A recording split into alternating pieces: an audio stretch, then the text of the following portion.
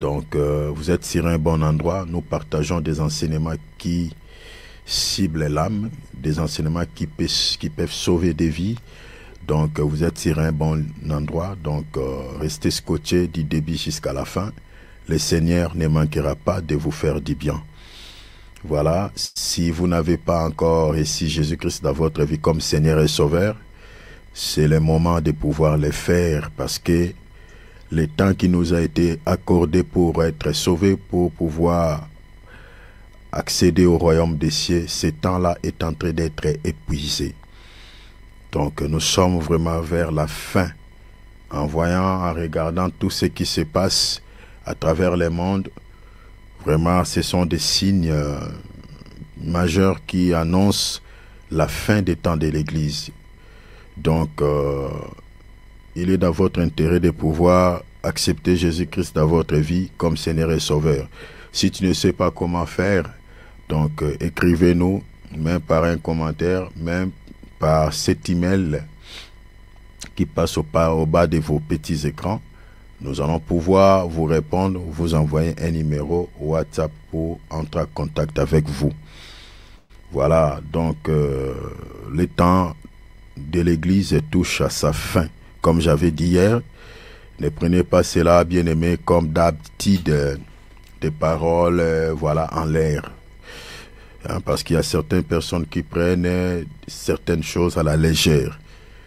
Mais l'un des 4 matins, tout ce que nous sommes en train de dire ici, ça va s'accomplir. Parce que, à la lumière des Écritures, nous sommes en train de voir comment les prophéties bibliques s'accomplissent sous nos yeux.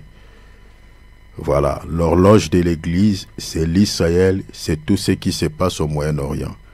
Quand vous entendez paix dans ces coins-là, vous voyez qu'il y a les accords qui sont en train d'être signés pour accorder la paix au Moyen-Orient.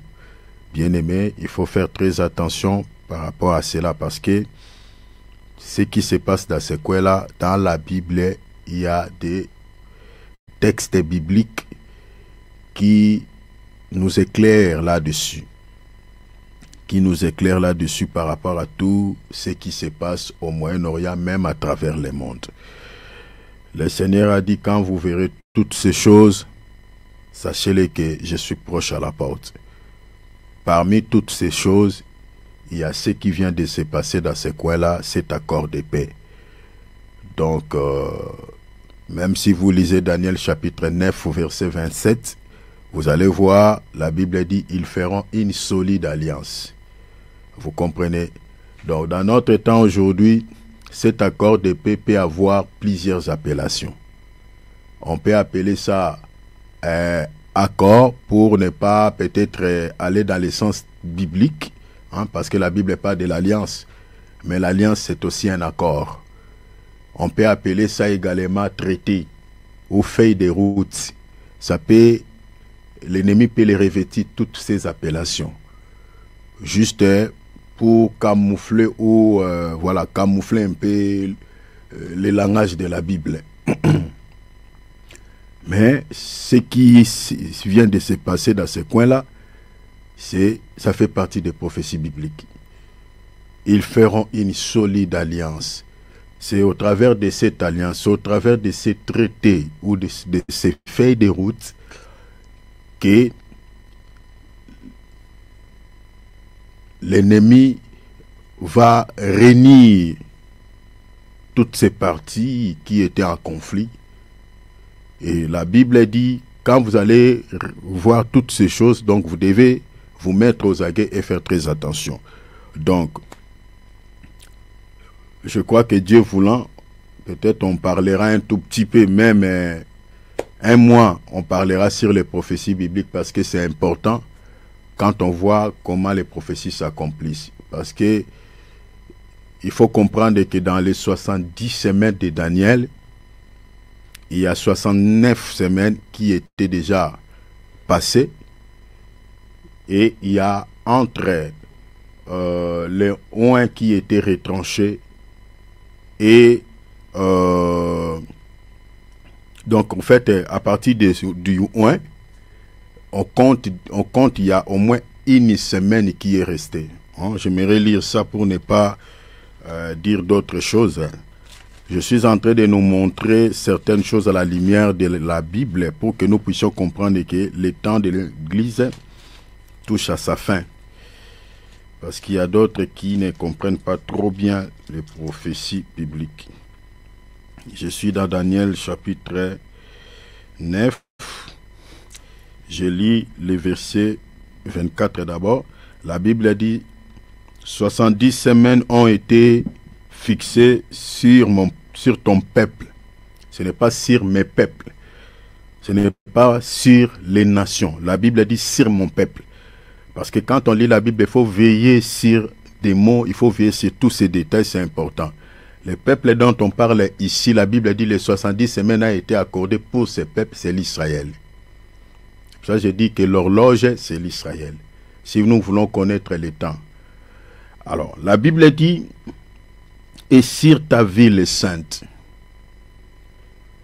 pour faire cesser, les transgressions. Vous voyez la raison pour laquelle les 70 semaines a été donné. Mettre fin aux transgressions et mettre fin au péché. Il y a beaucoup de choses à dire là-dessus, mais je vous épargne de ces détails.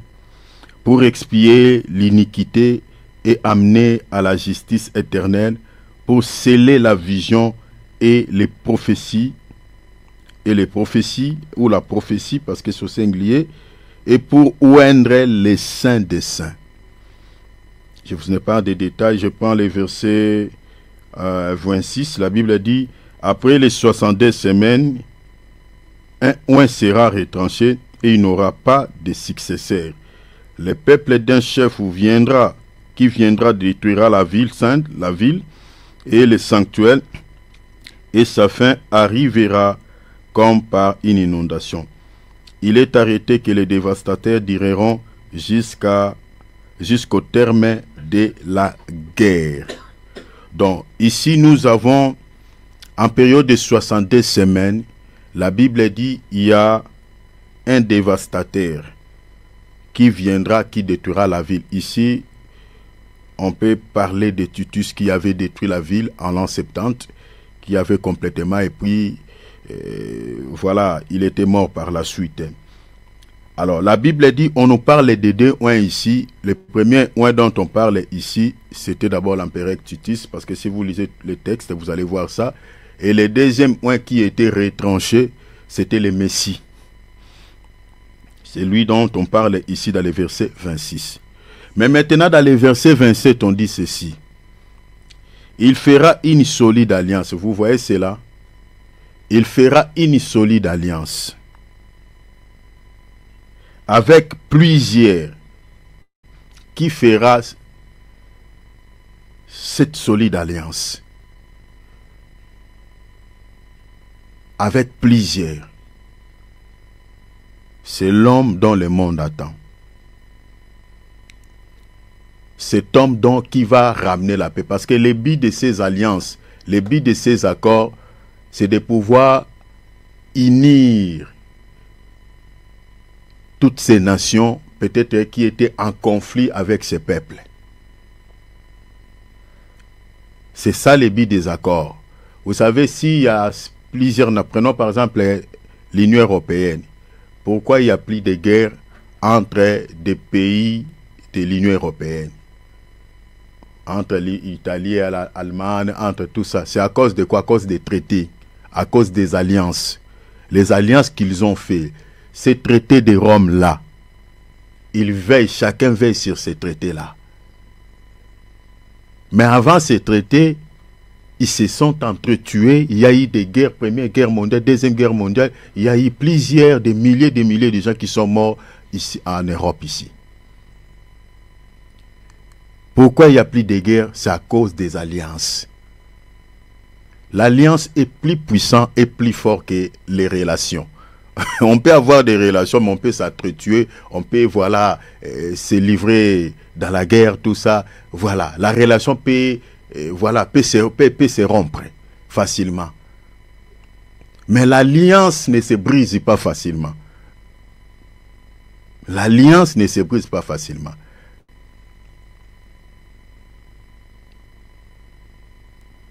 Il y a beaucoup de choses à dire là-dessus. Donc si aujourd'hui il y a la paix entre les pays de l'Union européenne, les pays de l'Europe, c'est à cause de ces traités de Rome qui a été signé depuis 1900 combien je crois 59 57.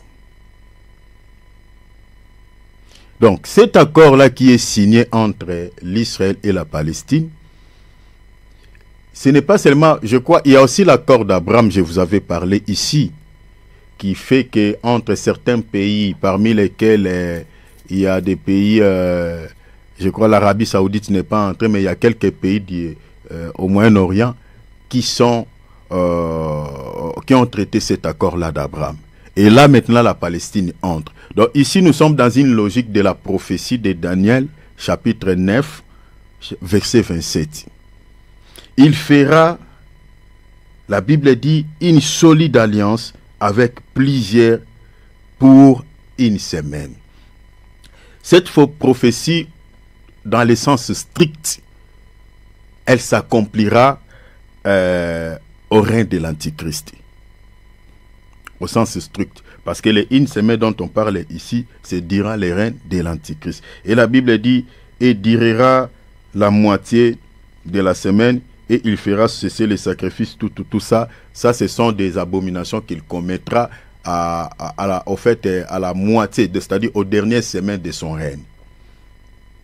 Mais, on peut déjà, bien que ça s'accomplira au sens strict, après le départ de l'Église, après l'enlèvement de l'Église, mais on peut déjà voir des signaux de cette prophétie du temps, au moment, à l'heure où nous parlons là. Est-ce que vous comprenez? On peut déjà remarquer, il y a déjà des signes qui ne se trompent pas de l'accomplissement de cette prophétie. Donc tel que nous sommes là, je nous avais dit un jour ici que l'Antichrist peut paraître, l'Église est toujours sur terre, hein? L'Église n'est pas partie. Donc c'est-à-dire l'Église peut voir l'Antichrist faire son apparition, et puis elle part à l'enlèvement. Tout comme l'Église peut partir avant, l'Antichrist fait son apparition après. Donc il y a ces deux possibilités-là. Qu'est-ce qui me pousse à le dire? Si vous lisez par exemple, attendez, je vous lis. Parce que, pourquoi je suis allé là-bas? Pour que nous puissions comprendre, l'Antichrist peut être là, mais l'Église n'est pas encore enlevée. Il peut déjà être là, et il est déjà au milieu de nous. Vous comprenez? Et il commence déjà à travailler. Donc si vous n'avez pas les yeux, vous n'allez pas comprendre que c'est lui. Attendez, je vais vous montrer. Je dis que l'Antichrist peut être déjà là. L'Église n'est pas partie à l'enlèvement. Peut-être elle va rester quelque temps et puis elle partira. Parce qu'en regardant ce qui se passe dans ces coins-là, chers enfants de Dieu, je nous avais dit qu'il faut se mettre aux aguets, vraiment dans la présence de Dieu, dans une vie qui honore le Seigneur. Mais ce qui est vrai, notre génération, beaucoup de chrétiens rateront l'enlèvement. Ça, c'est, en tout cas, ça, c'est, je ne le souhaite pas, mais c'est ça ce qu'on voit. Il y a beaucoup de chrétiens aujourd'hui dans notre temps qui ne craignent pas Dieu, qui ne marchent pas dans la vie de crainte de notre Seigneur. Nous avons plus de religieux que de chrétiens authentiques comme c'était à l'église primitive. Regardez, je suis dans 2 Thessaloniciens. On va lire, hein. Je vais introduire notre temps de prière avec ces... Parce que c'est très important. Parce qu'on peut prier beaucoup ici. Mais si on ne comprend pas la raison pour laquelle nous sommes là, eh bien, c'est très compliqué. 2 Thessaloniciens chapitre 2, deuxième. On va lire les versets... je lirai les versets... Lisons les versets... 3e, je lis le verset 3e, et puis 4e. La Bible dit que personne ne vous séduise d'aucune manière, car il faut que l'apostasie soit arrivée auparavant.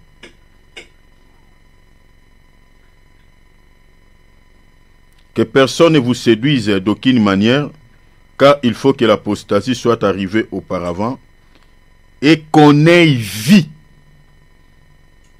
Je ne sais pas si vous avez vérifié dans vos Bibles. On On dit qu'on ait vu, verbe voir, qu'on ait vu, voir qui? Paraître l'homme du péché, le fils de la perdition. Vous voyez ça? C'est pour ça que j'ai dit que l'Antichrist peut faire son apparition, l'Église est encore sur terre. Selon cette écriture, la Bible dit l'apostasie arrivera d'abord. L'apostasie, c'est tout ce que nous sommes en train de voir aujourd'hui.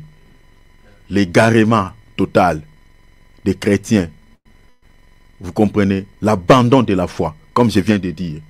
C'est-à-dire, l'apôtre Paul ici, il était en train de dire à l'église de Thessalonique, avant que le Seigneur ne vienne nous chercher, parmi les signes qui vont précéder son retour, l'apôtre Paul parle de l'apostasie, c'est-à-dire l'abandon de la foi. Donc aujourd'hui, quand on voit certains chrétiens qui continuent à prier Jésus, qui continuent à confesser Jésus, mais sont très charnels, ils vivent confortablement comme ceux du monde, cela ne nous étonne pas. Ça fait partie des signes qui nous montrent que l'apostasie est entrée dans nos églises. L'abandon de la foi. La désertion, c'est ça ce qui veut dire l'apostasie. C'est un mot grec. La désertion, l'abandon de la foi. C'est ça l'Odyssée, tantôt ni chaud, tantôt ni foi. Un pied dans l'église, un pied dans le monde. Tantôt dans la sorcellerie, tantôt dans... Voilà. Hein? Comme je connaissais un frère, voilà, il est comme ça. Je croyais vraiment que c'est un frère. Alors que le frère n'a jamais abandonné ses pratiques de la sorcellerie. L'hypocrisie. L'apostasie. Les gens continuent à confesser Jésus, mais se ressemblent aux païens. Ça fait partie des grands signes qui annonce le retour du Seigneur Jésus-Christ. L'apôtre Paul dit, quand vous verrez ça, vous voyez les gens se comporter comme ça, ils continuent à confesser Jésus et vivre confortablement selon les trains de ce monde. Comprenez que le Seigneur est tout proche à la porte. Donc, cette prophétie, cette parole est accomplie dans son entièreté, est accomplie telle que prophétisée par l'apôtre Paul. Donc, nous vivons déjà ça dans notre temps. Nous avons des chrétiens escrocs. Comme je nous avais parlé ici d'un soi-disant pasteur qui avait escroqué un frère ici. Et jusqu'à présent, il ne rembourse pas cet argent. Il est tranquille, il est en paix. C'est ça l'apostasie. Les gens ne vivent pas la chrétiennité, ne vivent pas la crête du nom du Seigneur. Mais maintenant, l'apôtre Paul dit, après l'apostasie, après ceci, la Bible dit quoi? Il dit, car il faut. Vous savez, quand on lit la Bible, il faut veiller sur le verbe. Il a utilisé le verbe falloir. Il faut. Donc c'est obligatoire. Il faut. La Bible dit quoi? Qu'il faut. La Bible dit il faut que l'apostasie d'abord soit arrivée, voilà, auparavant. Et qu'on ait vie. Qu'on ait vie. Vie. Voir. Qui? La Bible dit paraîtrait l'homme du péché. Parce que l'Antichrist a plusieurs appellations dans la Bible. On l'appelle l'homme du péché. On l'appelle également la bête. On l'appelle aussi le fils de la perdition. L'homme, voilà, l'homme impie. Il a toutes ces appellations. Donc, il y a possibilité, tel que nous sommes là. La bête est déjà là. Parce que quand on regarde ce qu'il est en train de faire, ces dirigeants de cette nation puissante, il est en train d'accorder la paix dans certains pays au monde, hein, parce que la paix sera aussi possible entre l'Ukraine et la Russie. Donc quand on est en train de voir cela, et cette paix-là sera possible s'il y a un traité, s'il y a un accord, s'il y a une alliance. Parce qu'il faut qu'il y ait un an. C'est pour cela que je dis que Daniel, chapitre 9, verset 27, bien aimé, il faut veiller à cela. Peut-être que nous sommes déjà pleinement dedans, l'église n'est pas encore partie. Parce que selon 2 Thessaloniciens 2, 3, la Bible dit, l'église, il y a la possibilité que l'église puisse voir paraître l'Antichrist. Il commence déjà ses œuvres, il commence à travailler. Parce que la Bible a dit, il fera une solide alliance. Les alliances, c'est là. Il le fera aux premières moitiés de son règne. Ce n'est pas aux dernières moitiés. Parce qu'aux dernières moitiés de son règne, il sait que son temps est en train d'être épuisé. Là, il va tourner sa veste, il va faire des choses les plus abominables, comme on a lu tout à l'heure dans Daniel 9, 27. Notez cette écriture. Donc, tel que nous sommes, là, chers enfants de Dieu, il peut être déjà en train de travailler. Lui-même, il sait que moi, je suis cet homme dont la Bible parle. Parce que je nous avais dit ici, les dirigeants français ici, qui avait dit que les bêtes de l'événement est là. Bien aimé, vous savez, quand un dirigeant dit quelque chose, il ne faut pas le prendre à la légère. Surtout les dirigeants des nations puissantes. Mais ce qui est surprenant, il y a des prophéties qui s'accomplissent, mais il y a certains hommes de Dieu qui continuent à distraire les enfants de Dieu. Ils pensent qu'il y a toujours le temps. Et c'était pareil avec les enfants d'Israël. Le Seigneur dit aux chrétiens sur le chemin d'Emmaüs, il dit, vous êtes sans intelligence. Vous êtes sans intelligence. C'est ça ce que les prophètes avaient dit, que le Messie devait quoi? Devait souffrir, devait être maltraité. Donc c'est-à-dire, il y avait des prophéties qui s'accomplissaient, mais ils ne savaient pas. Ils avaient la Bible entre leurs mains, les rouleaux entre leurs mains, mais ne savaient pas ce que les prophètes avaient dit au sujet du Messie souffrant. Cette prophétie était en train de s'accomplir sous leurs yeux, mais ils continuaient à discuter, on a volé son corps, nanani, nanana. Le Seigneur dit, vous êtes sans intelligence, vous êtes des aveugles. N'est-ce pas? Il y a les prophéties qui viennent de s'accomplir au sujet de ces Messies. Donc l'Israël, c'était comme ça. Élie qui devait venir. Ils sont en train de dire, Seigneur, la Bible, mais les prophètes avaient prophétisé que voilà, Élie doit venir. Mais le Seigneur dit, mais Élie est déjà venu. Donc Élie est venu, il est passé. Mais l'Israël ne savait pas. Et la Bible dit, il parlait de Jean-Baptiste. Il dit, Élie était déjà venu. Donc en fait, notre génération se ressemble vraiment à la nation d'Israël. Il y a des prophéties qui s'accomplissent, mais il y a des chrétiens qui pensent qu'il y a toujours des temps, les temps. Et ils continuent à vivre confortablement voilà, selon les trains de ce monde. Eh bien, les prophéties ne vont pas vous attendre. Les prophéties qui caractérisent l'enlèvement de l'Église et la montée de l'Antichrist s'accomplira. Sauf que si toi, tu n'es pas prudent, si toi, tu ne veilles pas, si toi, tu ne lis pas ta Bible, eh bien, tu seras surpris. Les vrais chrétiens qui veillent, qui sont aux aguets, partiront et toi, tu rateras.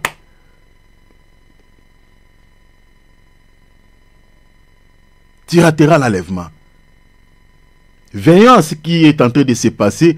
Lisez, suivez les informations. Ne vous laissez pas tout le temps dans des distractions, des choses qui vous font rire sur la toile.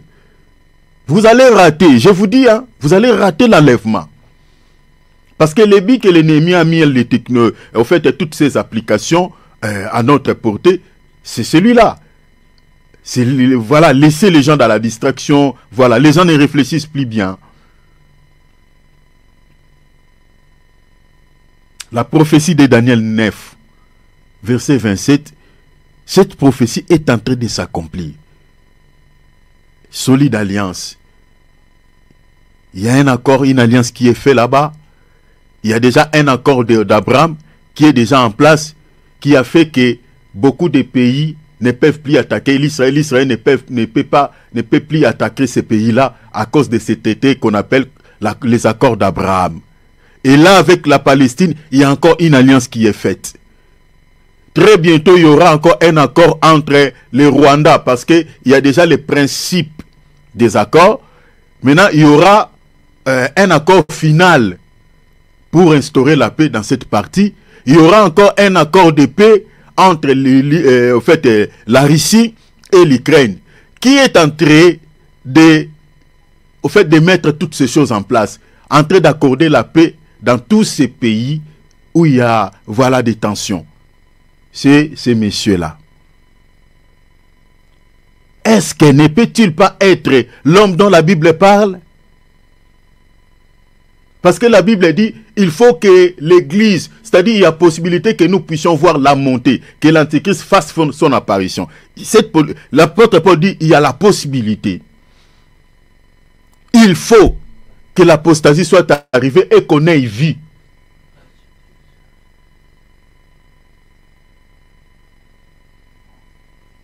Ça, faisons attention. Donc j'ai fait cette petite exhortation dans le cadre de pouvoir nous mettre aux aguets, c'est-à-dire de nous mettre en garde, c'est-à-dire le temps est tout proche. L'enlèvement peut avoir lieu à n'importe quel moment. Soyons prudents. C'était important de pouvoir faire cette petite exhortation par rapport aux prophéties bibliques. C'est très capital. J'ai fait ma part. Que le Seigneur vous bénisse abondamment. Prie pour ta foi. Eh mon Dieu, prie pour ta foi. Je ne sais comment dire. Dans mon cœur, je sens vraiment tout un fardeau. Je ne sais pas pourquoi. Mais prie que tu n'abandonnes pas. L'ennemi, le primo, d'abord le premier ennemi de ta vie, qui t'empêchera d'être enlevé, qui t'empêchera d'avoir une vie d'intimité avec le Seigneur, c'est ton corps, c'est ta chair. C'est le premier ennemi. Dans ta vie, tu peux tout faire.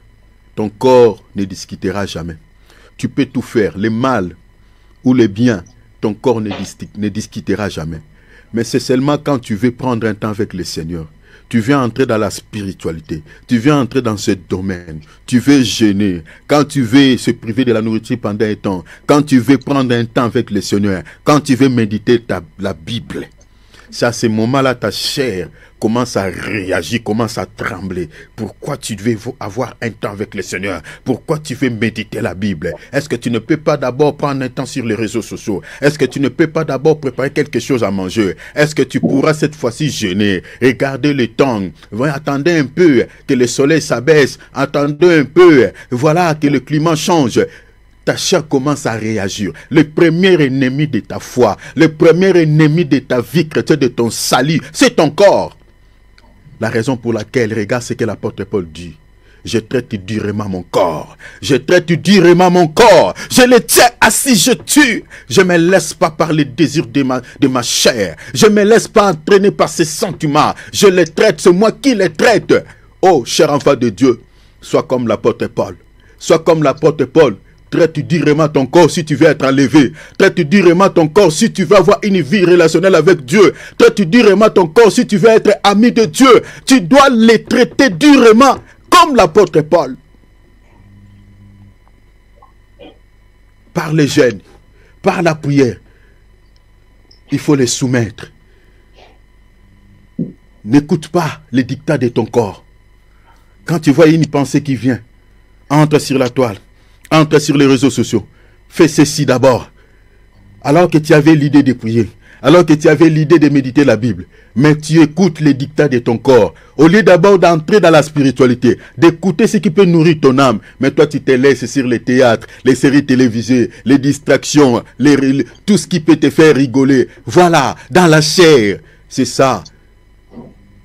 Tu n'arrives pas à traiter ton corps directement. Et si tu te laisses entraîner par les désirs de ta chair. C'est très compliqué pour que tu plais au Seigneur. C'est très compliqué pour que tu sois enlevé. Parce que ton corps te domine. Ta chair te domine. La Bible dit, l'esprit est bien disposé. L'esprit est bien disposé. Mais la chair est faible. Les faiblesses de la chair, c'est parce qu'ils les détestent. Elle déteste leur spiritualité. Prie pour ta foi. Prie pour ton salut.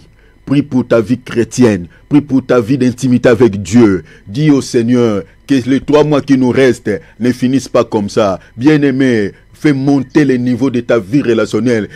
Nebite na lobelo ndenge ninde konanga tala matisa niva lo sambo luka okota na ba dimension non okota na nzambe te.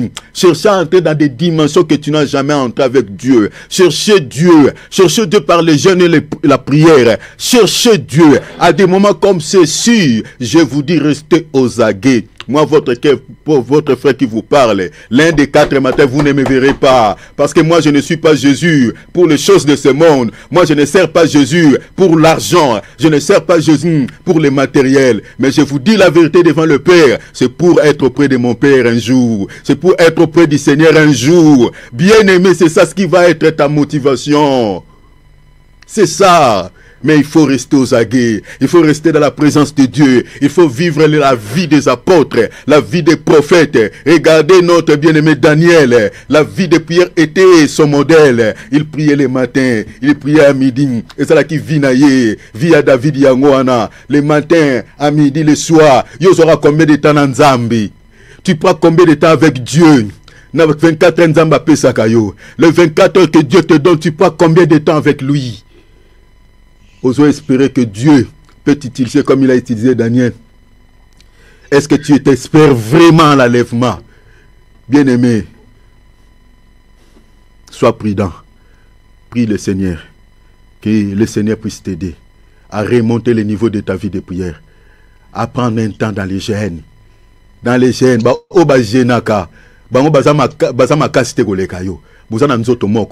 Ce qui gêne, vous avez le même corps. Vous avez le même sang. Vous avez peut-être les mêmes résistances. Peut-être toi, tu es plus résistant que eux. Prie le Seigneur à la manière dont tu as compris. Examine-toi. Examine-toi. Je ne te condamne pas, mais je te dis la vérité. La Bible dit, vous connaîtrez la vérité vous rendra libre. La vérité vous affranchira. C'est ça la vérité. Si tu veux plaire au Seigneur, quittez la chair. Si tu veux plaire au Seigneur, quittez la chair, quittez les distractions. Tu plairas au Seigneur, tu seras ami de Dieu comme Abraham. Prions le Seigneur. Prions maintenant Mabro Sakaria. Priez. Tu vas dire à Dieu ceci.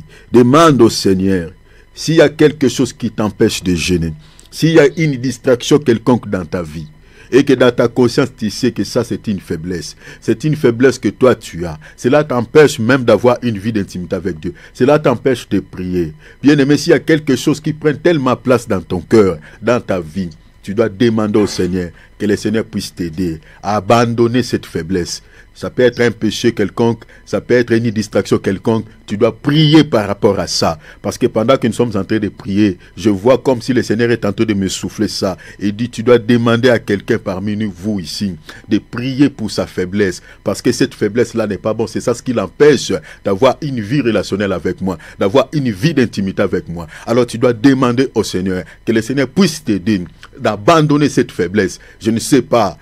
Et ça peut être une distraction, ça peut être un péché chéri. Tu dois demander au Dieu de pouvoir t'aider à abandonner cette faiblesse qui t'empêche d'avoir une vie qui plaît au Seigneur, de mener une vie chrétienne authentique comme les chrétiens de l'église primitive. Prie le Seigneur, prions, alléluia. Papa, aidez-nous. Alléluia. Seigneur Jésus.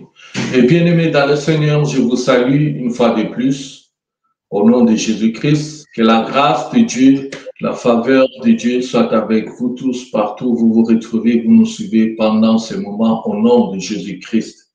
Amen. Nous allons prier. Seigneur Dieu, nous te recommandons ces instants entre mains, Père. Ô Dieu de gloire, Père, toi tu n'as jamais parlé comme un homme. Parle-nous, Seigneur. Parle à ton peuple. Parle à un cœur qui est disposé maintenant, Seigneur, et que ta parole trouve place dans nos cœurs, dans nos vies, au nom de Jésus-Christ. Yahweh, que je m'efface, mais que toi, tu puisses apparaître pour parler à ton peuple, Seigneur.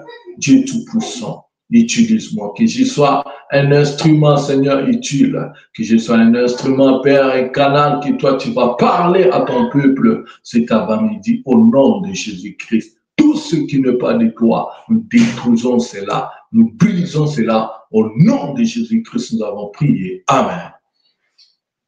Gloire à Dieu, bien-aimé. Une fois de plus, je vous salue au nom de Jésus.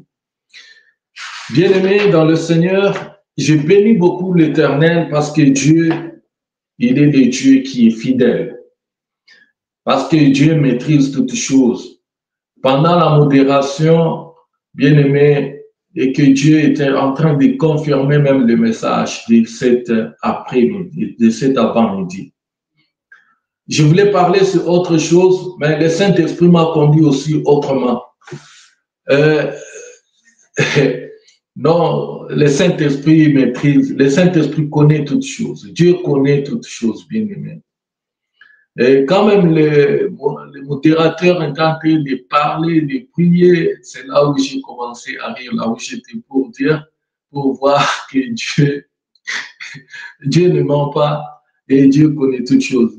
Hier, quand j'étais là en train de parler, de réfléchir, quand je me suis mis dans la prière pour savoir qu'est-ce que je vais parler, sur quoi, je voulais parler sur autre chose. Mais le Saint-Esprit m'a conduit, il m'a dit que je puisse parler sur la prière. Mais je ne sais pas. Je ne sais pas pourquoi le Saint-Esprit nous a conduits ainsi. Et aujourd'hui, quand les modérateurs, l'évangéliste est en train de nous conduire dans la prière, et c'est de la même direction que le Saint-Esprit était en train de nous conduire. Gloire soit rendue à Dieu. Nous allons parler sur la prière. La prière. La prière qui est quelque chose qui est primordial, qui est très importante. La prière est très importante pour un enfant de Dieu. La prière, je peux prendre la prière comme si, vous savez, une voiture ou bien un véhicule ne peut pas circuler, à part peut-être des véhicules. Aujourd'hui aussi, je vois les véhicules électriques et autres qui la technologie est en train de développer. Mais la voiture, normalement, elle ne doit pas marcher ou bien fonctionner sans les carburants, sans l'essence. Bien aimé, c'est de la même chose aussi avec la vie d'un enfant de Dieu. Tu ne peux pas te dire que tu es enfant de Dieu si tu n'es pas un enfant de Dieu, un homme de Dieu, ou bien une femme de Dieu, une femme de prière. S'il n'y a pas la prière, c'est pratiquement impossible. Et s'il n'y a pas la parole de Dieu, il y a des choses, la parole de Dieu, la prière, c'est ça qui fait notre force. C'est ça qui nous maintient. C'est ça même qui nous fait respirer. Tu ne peux pas te dire que tu es enfant de Dieu si tu ne pries pas. La prière, c'est comme une respiration qui te permet à respirer. Parce que sans la respiration, tu es mort. Sans la respiration, tu ne peux pas vivre. La prière. Mais la prière, c'est quoi? La prière, c'est le dialogue entre l'homme et son Dieu. La prière, c'est un dialogue entre l'homme et son Créateur. Entre l'homme et son Créateur. Avant d'abord de venir devant Dieu, la Bible nous dit que tout ce qui s'approche de Dieu croit que Dieu existe et qu'il est le rémunérateur de tout ce qu'il cherche. Nous devons d'abord, quand nous approchons de Dieu, quand tu viens vers Dieu, tu dois d'abord croire que je suis en train de m'approcher à celui qui a des oreilles pour m'entendre, qui a des yeux pour voir et qui a la bouche pour me répondre. Je suis en train de dialoguer avec quelqu'un. Je suis en train de parler avec quelqu'un. Oui, quand je demande une chose à la personne, quand je lui pose une question, automatiquement, il doit me répondre. Oui, Dieu répond. Quand tu lui poses une question, quand tu lui demandes quelque chose, automatiquement aussi, Dieu répond. Dieu te donne la réponse. Dieu te donne ce que tu lui as demandé. Dieu n'est pas mort. Il n'est pas le Dieu de Baal. Un Dieu que des gens étaient là en train de prier, qui a des yeux mais qui ne voit pas, qui a des bouches mais qui ne parle pas. Mais notre Dieu, il parle. Il a la bouche, il a les yeux, il voit. Il a des oreilles, il entend. C'est ce qui les différencie d'autres dieux. Et ces d'autres dieux-là sont morts. Mais Jésus-Christ est notre roi, notre Seigneur. Nous prenons l'exemple de Jésus-Christ qui est mort, mais qui est ressuscité. Mais d'autres qu'on appelait soi-disant de Dieu, jusqu'à présent sont dans des tombeaux, sont morts. Ils ne peuvent pas revenir à la vie. Bien-aimé, Jérémie 33:3 nous dit, invoque-moi, je te répondrai. Je te montrerai des choses cachées, des choses que tu ne connais pas. Invoque-moi, invoquez. Là, Dieu est en train de parler, de lui invoquer. En d'autres termes, c'est prie-moi. En d'autres termes, c'est cherche-moi. En d'autres termes, c'est demande-moi. Tout celui qui cherche la face de Dieu, Dieu ne se cache pas. Dieu se fait voir. Cherche-moi et tu me feras voir. À celui qui va me chercher de tout son cœur, je me ferai voir. Si tu cherches Dieu dans la prière avec tout cœur, Dieu se fera voir. Dieu ne se cache pas devant celui qui le cherche. Qui le cherche avec tout cœur, Dieu se fait voir toujours. Sans plus tarder, nous ouvrons nos Bibles dans les livres des Actes des Apôtres. Actes des Apôtres. Actes des Apôtres, chapitre 12, verset 5.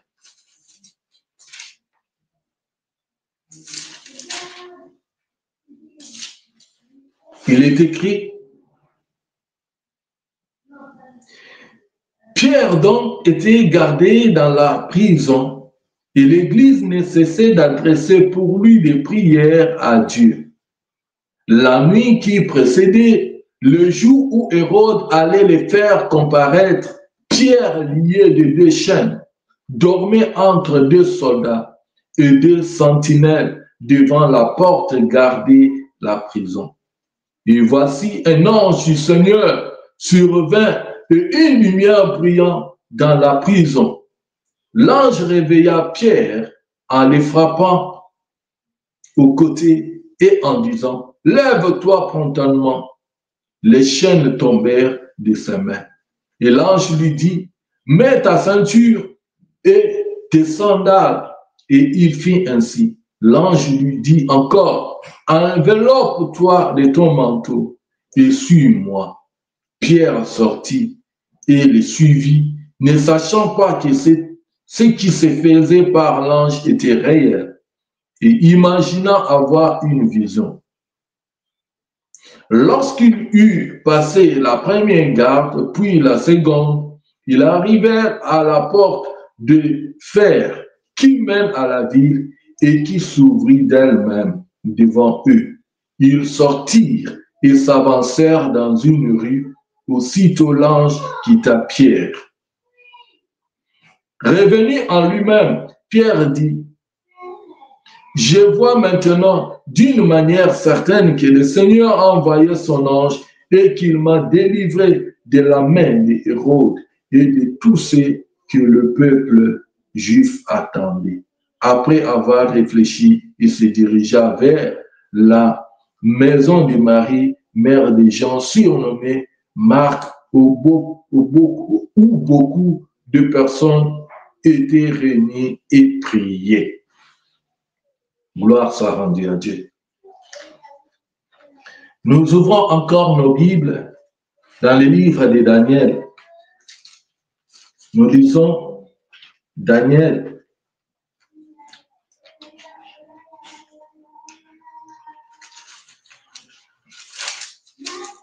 Daniel chapitre 6. Daniel chapitre 6, verset 10. Verset 10 à 16. Daniel 6, 10 à 16. Lorsque Daniel, sur les décrets était écrit, il se retira dans sa maison où les fenêtres de la chambre supérieure étaient ouvertes de la direction de Jérusalem. Et 3 fois le jour, il se mettait à genoux, il priait, il louait son Dieu comme il le faisait auparavant. Alors ces hommes entrèrent tumultueusement et y trouvèrent Daniel qui priait et invoquait son Dieu. Puis ils se présentèrent devant le roi et lui dirent au sujet de la défense royale, n'es-tu pas écrit une défense portant que quiconque dans l'espace de 30 jours s'adresserait des prières à quelque Dieu ou à quelques hommes excepté à toi, ô roi, serait jeté dans la fournaise au lion. Le roi répondit, la chose est certaine, selon la loi des Mèdes et des Perses, qui est immuable. Ils prirent de nouveau la parole et dirent au roi, Daniel, l'un des captifs de Juda, n'a tenu aucun compte de toi, ô roi, ni de la défense que tu as écrite, et il fait sa prière 3 fois le jour. Le roi fut très affligé quand il attendit cela, et il prit à cœur de délivrer Daniel, et jusqu'au coucher du soleil, il s'efforça de les sauver. Mais ces hommes insistèrent auprès du roi et lui dirent, sache au roi que la loi des Mèdes et des Perses exige que toute défense ou tout décret confirmé par le roi soit irrévocable. Alors le roi donna l'ordre qu'on amène Daniel et qu'on le jette dans la fosse au lion. Le roi prit la parole et dit à Daniel, puisse ton Dieu que tu sers avec persévérance te délivre. Amen. Gloire à Dieu. Gloire à Dieu. Alléluia, alléluia, alléluia. Alléluia. Bien-aimés dans le Seigneur, nous venons de lire quelque chose dans le livre de Actes des Apôtres. Nous venons de voir l'histoire de Pierre qu'on avait mis dans la prison. Pierre était dans la prison après avoir tué Hérode, tué certains disciples. Il les a tués. Mais nous voyons qu'on avait aussi arrêté Pierre. Cette fois-là, les chrétiens, les enfants de Dieu, ils ne pouvaient pas faire autre chose. Mais ils ont dit que la solution pour nous, c'est d'aller dans la prière. La solution pour nous, c'est de chercher la face de Dieu. Bien-aimés dans le Seigneur, laisse-moi vous dire que la prière a une très grande efficacité. La prière d'un homme saint, la prière d'un homme de foi, la prière est capable de faire beaucoup de choses. La prière est capable d'ouvrir des portes fermées longtemps. La prière est capable d'arrêter la main de Satan. La prière est capable de vous guérir des maladies que les médecins ont dit que c'est fini. Ils ont donné des diagnostics. Ils ont donné, déterminé. La science a arrêté, a dit que c'est fini. Mais par la prière, cette maladie est capable d'être guérie. Parce que la parole de Dieu ne ment jamais. La parole de Dieu dit que par le maîtrisir de Jésus-Christ à la croix, nous sommes guéris. Par ces maîtrisir, nous sommes guéris. La parole dit que vous imposerez les mains aux malades, ils seront guéris. C'est la parole de Dieu. Il y a un moment où même eux-mêmes, les médecins, ils sont dépassés. Ils peuvent vous dire que vraiment, nous avons fait de notre mieux. Nous avons fait de ce que nous connaissons. Nous avons appris à l'école. Nous avons appris à l'université. Mais nous voyons que pour ces cas, il faut soit que Dieu puisse intervenir. Et ils sont fatigués. Ils peuvent vous dire la vérité. Ils disent que pour nous, c'est fini. Il faut que Dieu puisse intervenir. Mais par la prière, sans médicaments, sans quoi que ce soit, vous êtes capable d'être guéri. Je me souviens un jour où j'étais malade. J'étais malade et je souffrais de la tuberculose. En Russie, avec le froid, il n'y avait plus rien. Mais quand je suis allé à l'hôpital, on a refusé, l'hôpital a refusé. Ils ont dit mon cas était incapable qu'ils puissent résoudre ce cas. Ils étaient incapables de me recevoir à l'hôpital. J'étais resté seul. Il n'y avait plus personne tout autour de moi. Il n'y avait plus personne pour m'aider. Il n'y avait plus personne pour me donner ni médicaments ni quoi. Avec le froid, pendant l'hiver, j'étais seul. Mais quand je me suis approché auprès des frères, ils ont commencé à prier pour moi. Même pour manger, c'était difficile. J'avais maigri. Mais quand ils ont commencé à prier, ils ont commencé à invoquer la main de Dieu. Bien-aimé dans le Seigneur, par la prière, j'ai senti la chaleur au-dedans de moi. J'ai senti comme si un feu est entré au-dedans de moi, dans mon ventre, dans la poitrine, partout en moi. Et c'est comme si quelque chose était sorti de moi. Et à cet instant-là, j'ai senti maintenant comme si j'ai commencé à bien respirer. Et ces jours-là, après la prière, auparavant, je n'arrivais pas à manger. Mais ces jours-là, après la prière, j'ai commencé à manger. J'avais mangé plus que même les gens avec qui nous étions. Je me sentais maintenant bien. Au moment où l'hôpital avait abandonné, ils ne pouvaient rien faire pour moi. Ils m'avaient fait sortir de l'hôpital. Ils m'ont dit, il faut partir. En étant un étranger dans ces pays-là où tout était compliqué. Mais j'avais vu la main de Dieu. Dieu m'avait guéri de cette tuberculose. J'étais guéri par la prière. Il y a des portes qui peuvent s'ouvrir par la prière. Par la prière, vous êtes capable de décanter des situations compliquées dans votre vie. C'est par la prière. La prière est capable d'appeler des choses en existence, des choses qui n'existaient pas. Par la prière, vous êtes capable d'obtempérer. Vous êtes capable de recevoir. Vous êtes capable d'ouvrir des portes. Des chaînes sont capables d'être brisées par la prière. Par la prière. Rien n'est impossible à la prière. Quelqu'un qui prie, il est capable de tout. La prière est plus puissante. La prière est plus forte. La prière, c'est lui qui prie. Il est plus fort, il est plus dangereux qu'une bombe atomique. C'est lui qui prie. Il est capable de commander le monde physique, le monde spirituel. Tu es capable parce que tu es un homme de prière.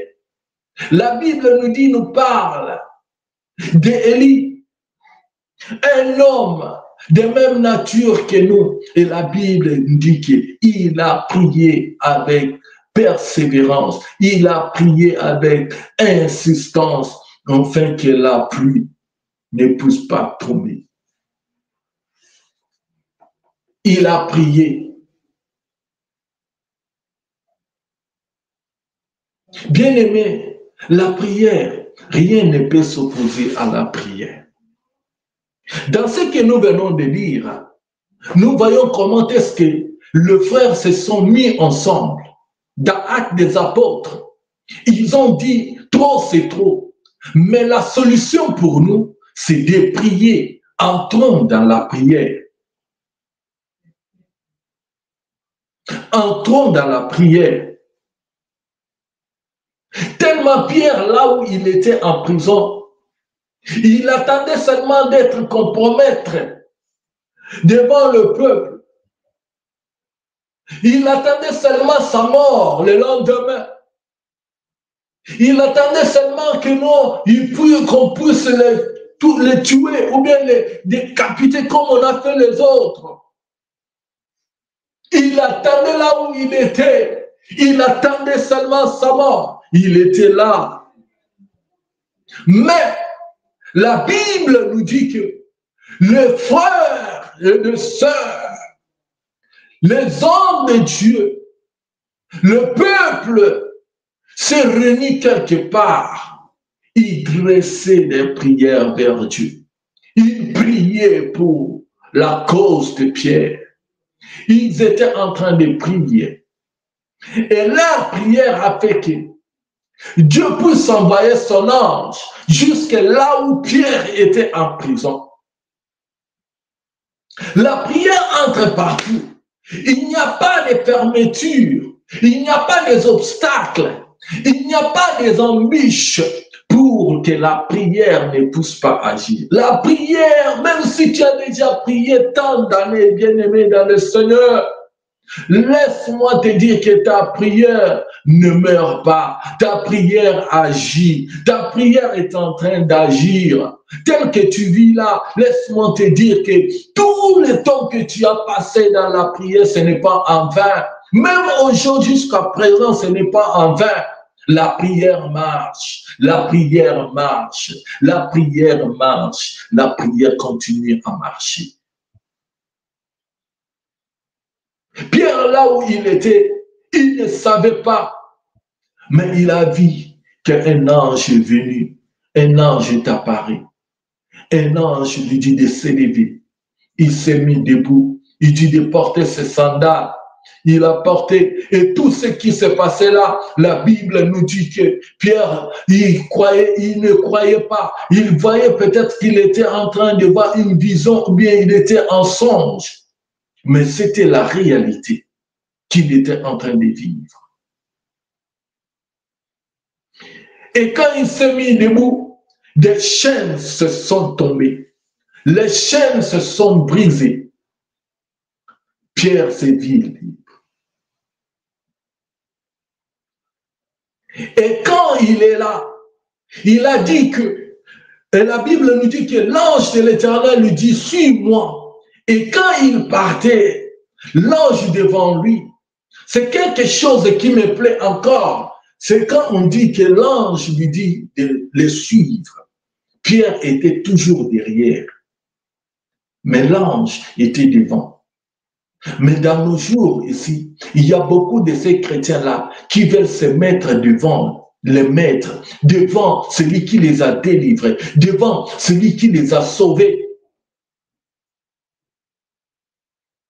Au moment où ils ont vu la main de Dieu se manifester, se révéler dans leur vie, ce n'est pas encore le temps pour toi de passer devant. Il y a encore beaucoup de choses que Dieu va faire devant. Juste ce qu'il a fait là, c'est les débits. Ce n'est pas encore toute chose. Il y a encore des grandes choses à venir.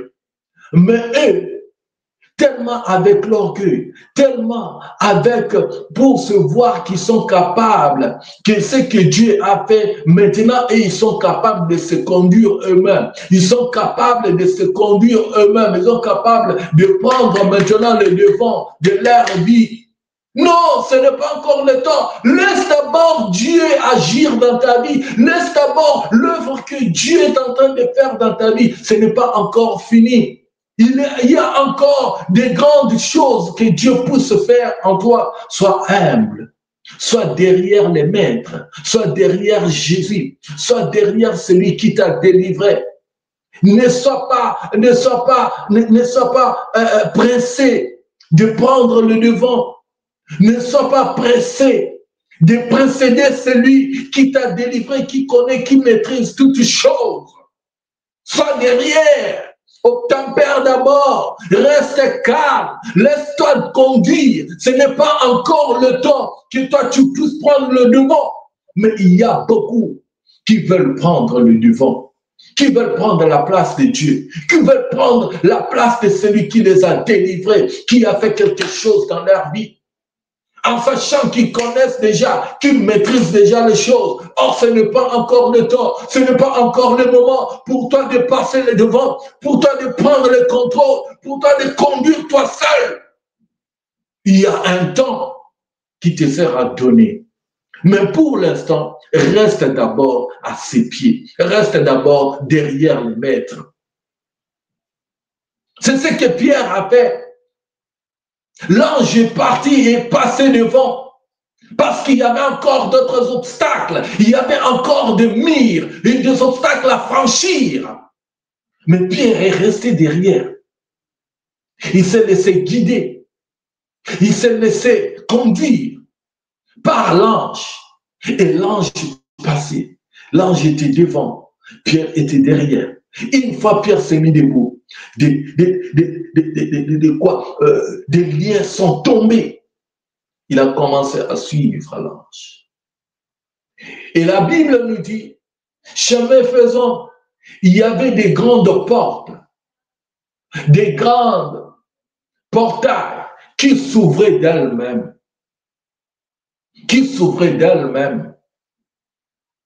Et jusqu'à aller dehors.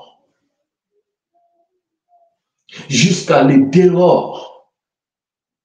Quand ils se sont retrouvés dehors, c'est là où Pierre a pris conscience. Quand l'ange de l'Éternel les quitta, il a pris conscience que ce n'était pas les songes, ce n'était pas des songes ou bien j'étais en train de rêver. Non, c'est la réalité. Je suis en train de voir des choses comme ça se passe, comme ça se passe, c'est réel. Ce n'est pas une vision. Mais Dieu a envoyé son ange pour venir me délivrer. Pierre a été délivré.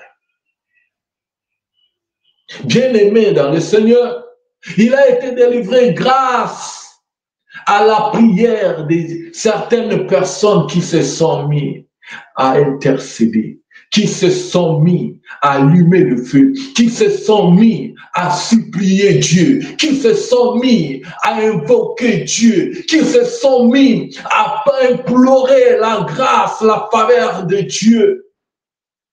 Et Dieu a envoyé son ange. Vous voyez combien est-ce que la prière est capable. La prière est capable de tout. La prière, même ta vie de prière, qui est en train de somnoler, qui est en train d'affaiblir, qui est en train de se décourager, tu es en train de faiblir, tu n'as pas la force pour prier. Bien-aimé dans le Seigneur, sache-le très bien que le diable est en train de profiter. Le diable est en train de faire quelque chose. Il n'y a pas quelque chose que le diable puisse combattre dans la vie d'un enfant de Dieu comme la prière.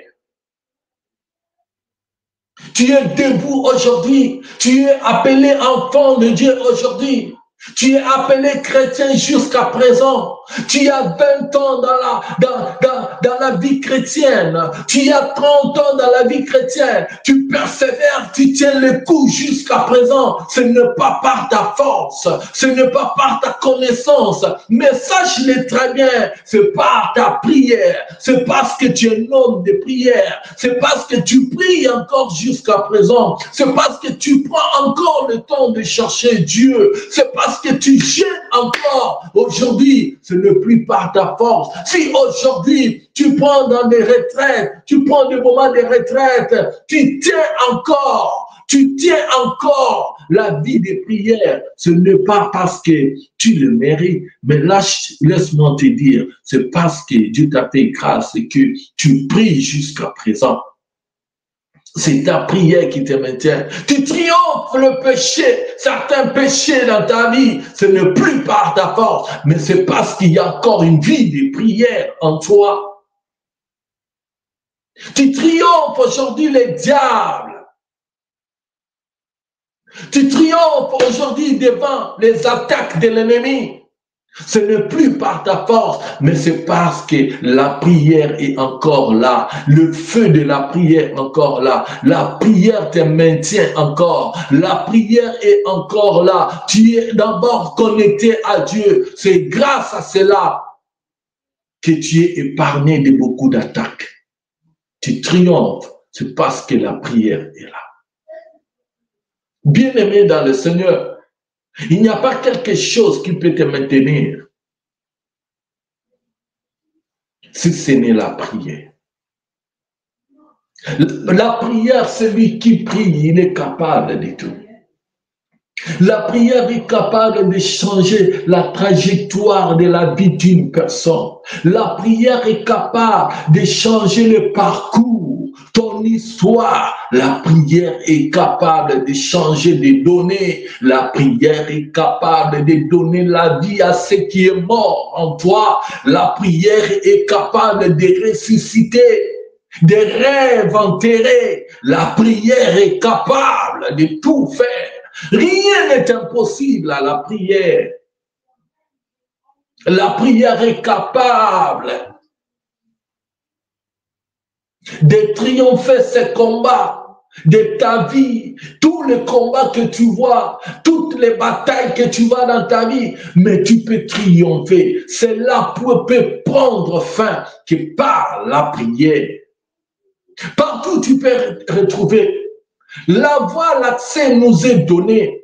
Jésus est mort à la croix pour toi et pour moi. Partout où tu peux te retrouver bien-aimé dans le Seigneur, tu peux invoquer le nom de Dieu et Dieu va te répondre. Le ciel sera ouvert pour toi parce que les rideaux du temple a été déchiré. À la mort de Jésus-Christ à la croix, l'accès nous est donné, nous tous. L'accès nous est donné, peu importe le temps. Peu importe les heures, que ça soit la nuit, la journée, tu es capable d'entrer dans la présence de Dieu, de dresser tes prières devant le trône de Dieu et Dieu va t'écouter, et Dieu va répondre parce que tu as l'accès, l'accès t'est donné. Il ne faut pas te dire que non, je ne suis pas digne, même quand je prie. Est-ce que Dieu entend mes prières? Est-ce que Dieu écoute mes prières? Mais laisse-moi te dire que oui, Dieu écoute tes prières parce que tu es son enfant. Tu pries ton Père qui est dans le ciel. Il a dit, invoque-moi, je te répondrai, je te montrerai des choses cachées, des choses que tu ne connais pas. Il a dit, tout celui qui demande, frappez, l'on vous ouvrira. Frappez comment? Frappez dans la prière, insistez, priez, demandez, frappez. C'est, en d'autres termes, demandez dans la prière. La Bible nous dit dans Matthieu 7,7, demandez, l'on vous donnera. On demande à qui? On demande comment? Dans la prière. Si tu es un homme de prière, tu demandes à la faveur de Dieu. Sache-le très bien que Dieu est là, il t'écoute et il est prêt pour te donner ce que tu lui demandes. Parce que c'est ton Père, tu es en train de parler avec lui, il va te donner, il va te répondre. Nous voyons encore l'histoire de Daniel, dans ce que nous venons de lire dans Daniel. Bien aimé, la Bible nous dit que Daniel était à Babylone, mais il avait l'habitude de prier 3 fois par jour.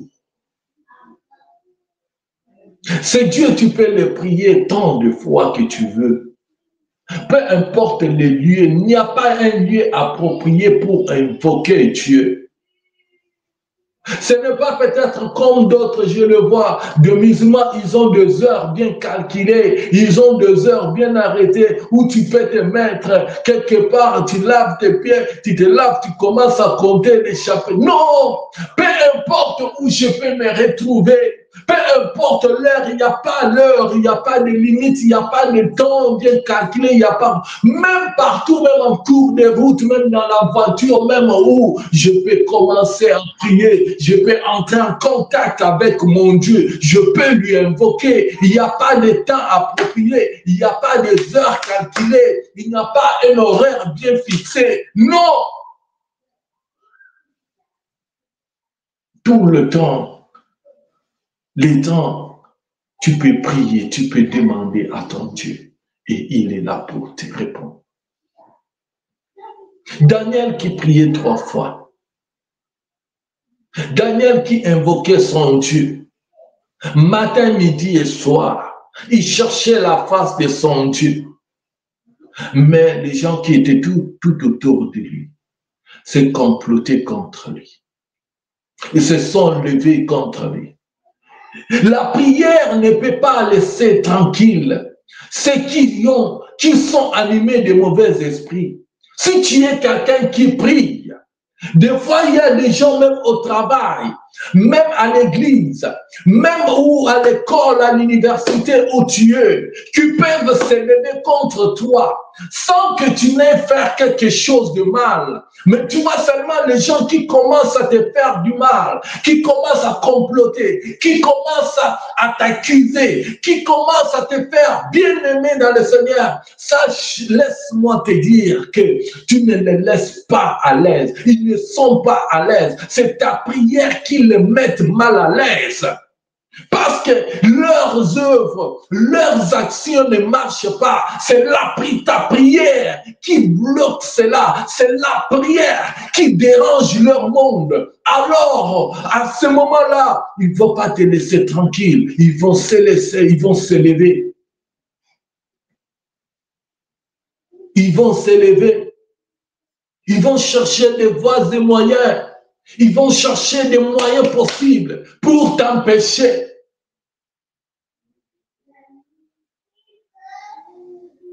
Pour t'empêcher.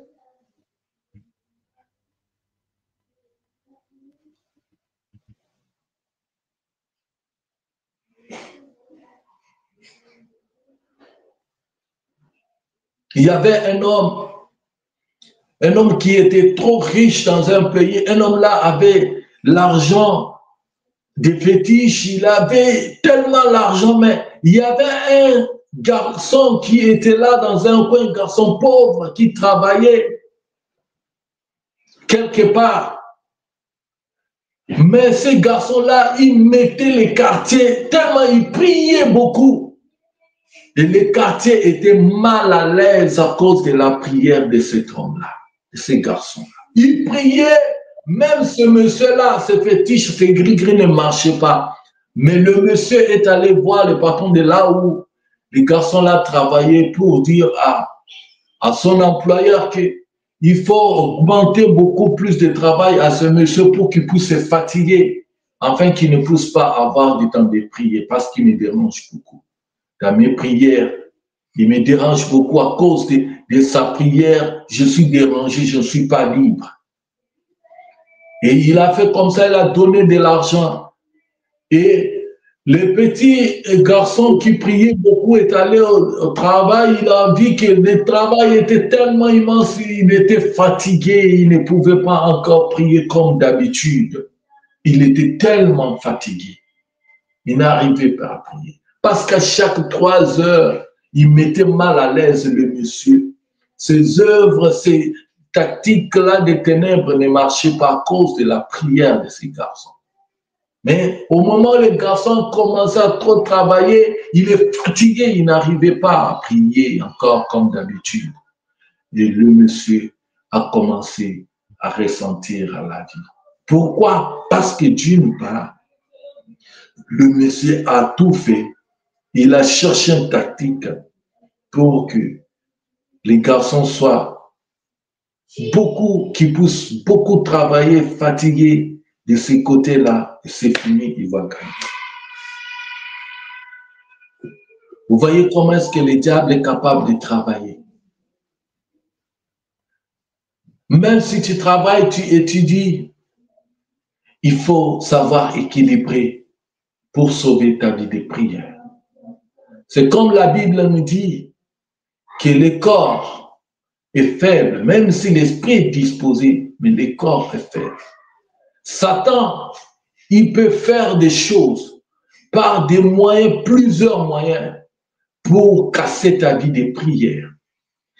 Il voit que peut-être tu le mets mal à l'aise dans ta famille, dans ton foyer.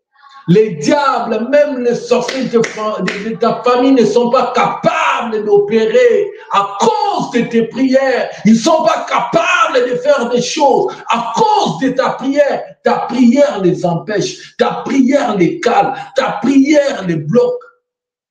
Mais ils vont chercher toujours les moyens pour casser ton rythme de la prière afin d'opérer. C'est ce qui s'est passé avec Daniel. Les gens se sont levés, ils ont comploté à cause du décret que les rois avaient voté.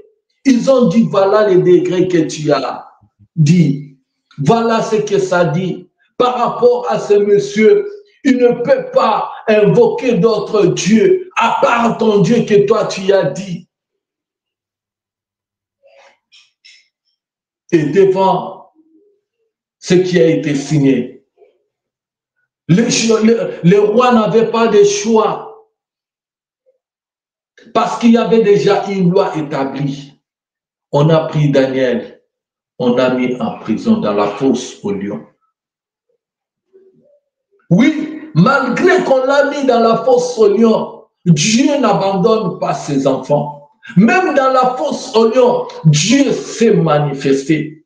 Dieu s'est révélé. Dieu a pris la nature. Dieu a pris l'aspect des lions qui étaient là-bas, dans la fosse aux lions, parce que lui-même, il est le lion de la tribu de Juda.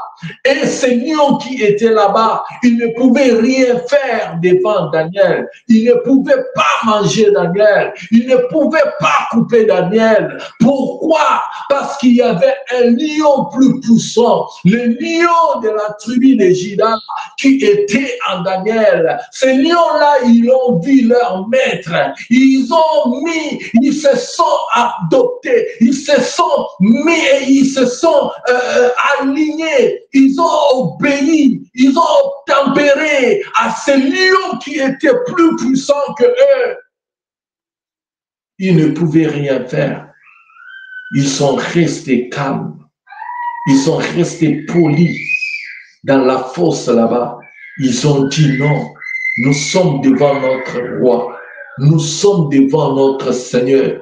Au nom de Jésus-Christ, toute langue confesse que Jésus-Christ est Seigneur. Ces lions-là sont restés calmes. Ils ne pouvaient rien faire. Mais le roi est venu. Le jour après, il a crié. Il a dit, Daniel, serviteur de Dieu vivant, est-ce que ton Dieu t'a sauvé? Daniel, est-ce que tu es vivant? Et Daniel qui répond, qui dit, oh roi, je suis vivant. Je suis vivant. Dieu a envoyé son ange. Dieu a envoyé son ange pour venir fermer la gueule de lion. Je suis vivant. Oh, bien-aimé dans le Seigneur, Dieu n'abandonne pas ses enfants.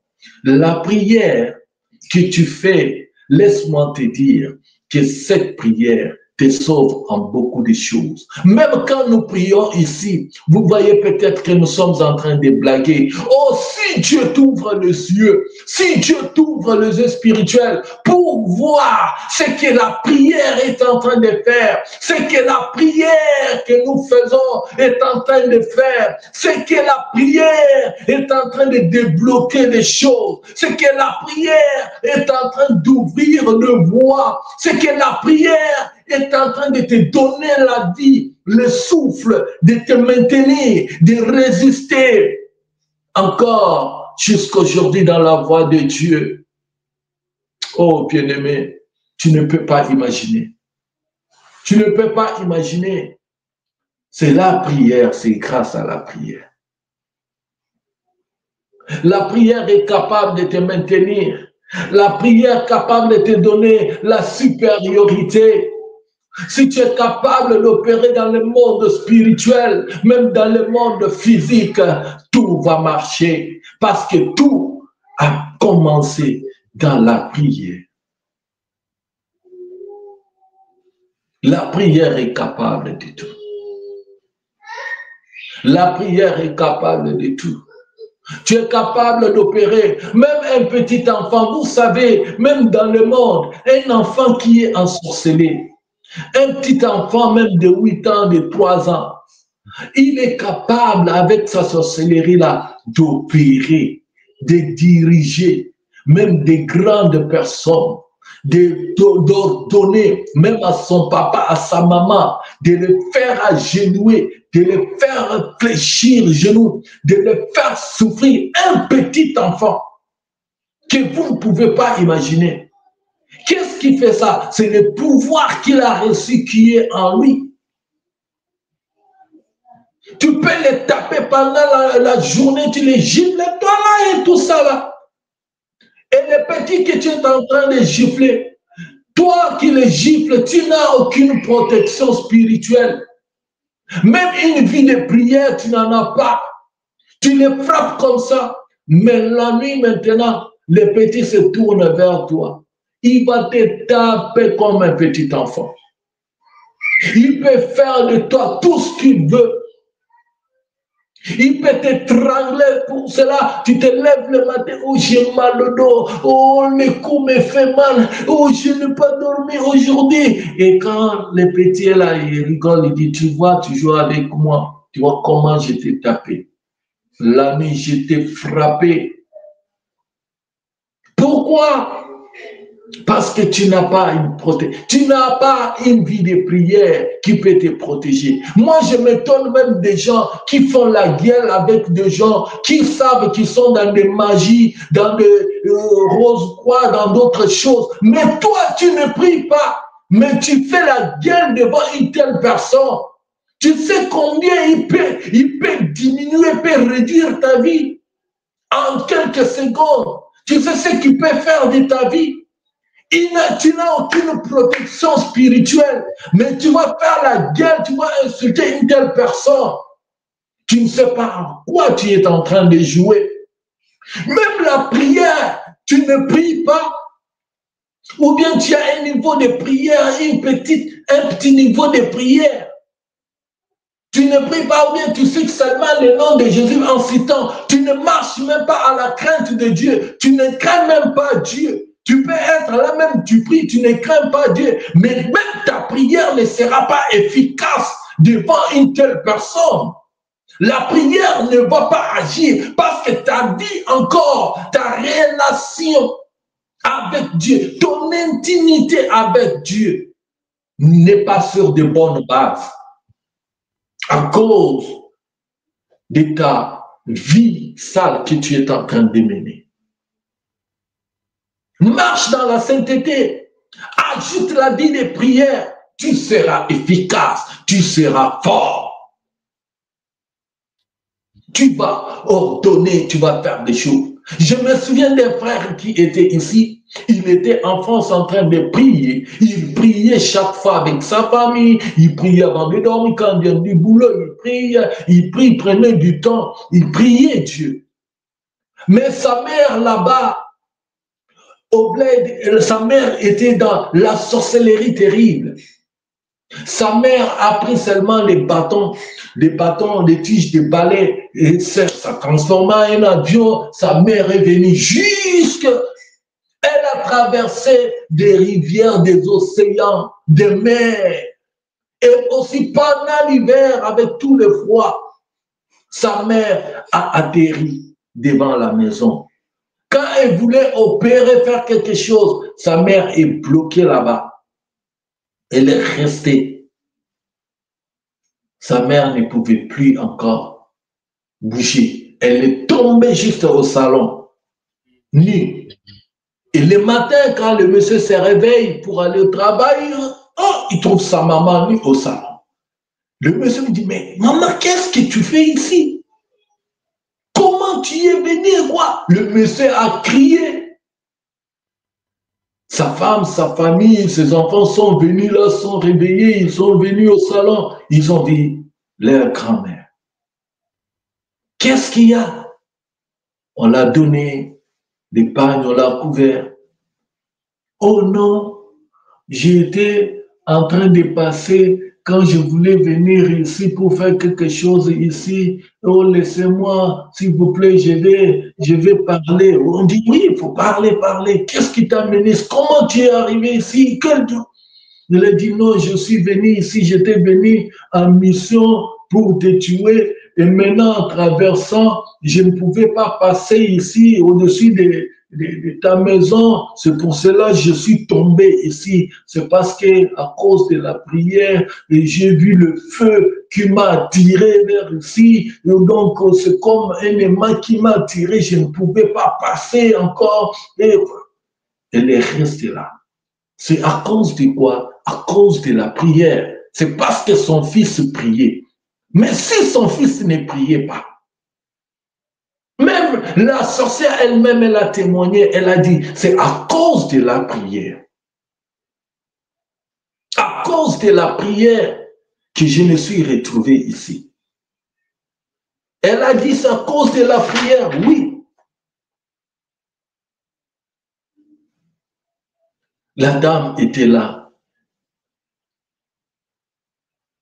Et après un temps, on l'a payé les billets. Maintenant, elle est rentrée par la voie normale pour rentrer. Elle ne pouvait pas encore retourner spirituellement comme elle était venue. Vous voyez, la prière est capable.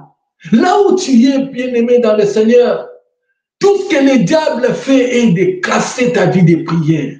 Dans ta famille, le diable lutte parce que la première des choses, c'est ça. Si la vie de prière est cassée, c'est fini, il va entrer facilement, il va opérer, il va diviser, il va détruire, il va s'aimer des choses. Mais quand la prière est là, oh, le diable ne peut pas. Les sorciers ne peuvent pas. Oh, des roses chrétiens, même des gens du monde des ténèbres qui sont là, ils ne peuvent pas entrer ni toucher, opérer, ni faire quelque chose dans ta vie parce qu'il y a une couverture. Il y a une couverture. Il y a une protection. Il y a des antiballes. C'est comme dans des pays où vous voyez, il y a des guerres, il y a des antiballes qui sont là. Quand même un missile vient, ça ne peut pas entrer, pénétrer dans ce pays. Ça peut être jeté soit dans l'océan, dans la mer. Pour que le peuple de ce pays-là soit protégé. C'est de la même chose avec la prière qui porte une couverture sur nos vies, sur notre famille, sur nos relations, sur tout ce que nous faisons. Même si les missiles, même s'il y a des choses du monde des ténèbres, des mauvaises paroles, des sorts lancés, qu'ils disent, qu'ils lancent, qu'ils font ceci, cela, des maladies, des AVC, que ce soit des maladies, des choses qu'ils sont en train de jeter, ça ne peut pas vous atteindre parce qu'il y a une couverture spirituelle, parce qu'il y a la protection divine qui est sur vous. À cause de la prière. Tu es aujourd'hui, tu pries, un homme, une femme de prière, tu es encore en Jésus-Christ, tu jeûnes, même pour jeûner ici, même pour jeûner, ce n'est que par la prière que vous pouvez tenir pour prier, chercher la face de Dieu, pour jeûner. Sans la prière, vous ne pouvez pas tenir. Des choses peuvent devenir dures, le temps peut devenir dur, vous pouvez tenir, c'est dans la prière. La prière renouvelle vos pensées en Jésus-Christ. La prière vous donne la foi d'espérer encore. La prière vous donne encore l'espérance. La prière vous fait voir encore des choses, là où les autres ne voient plus rien.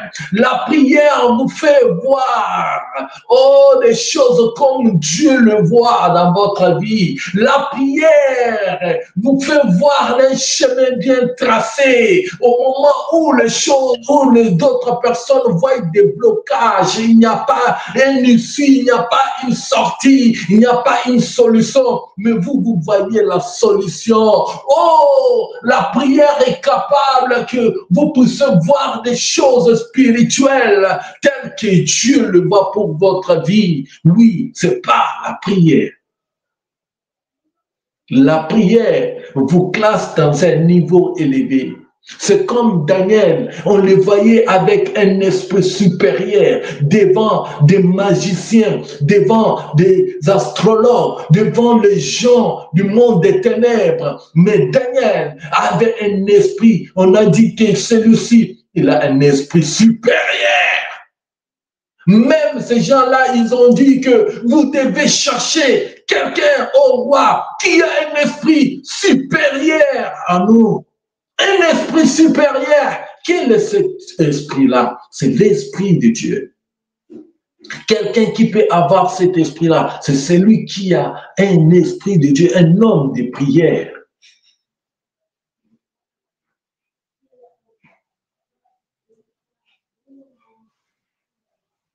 Élie a prié cette voix.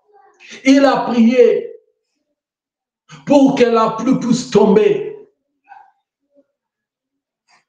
1 Roi 18:41.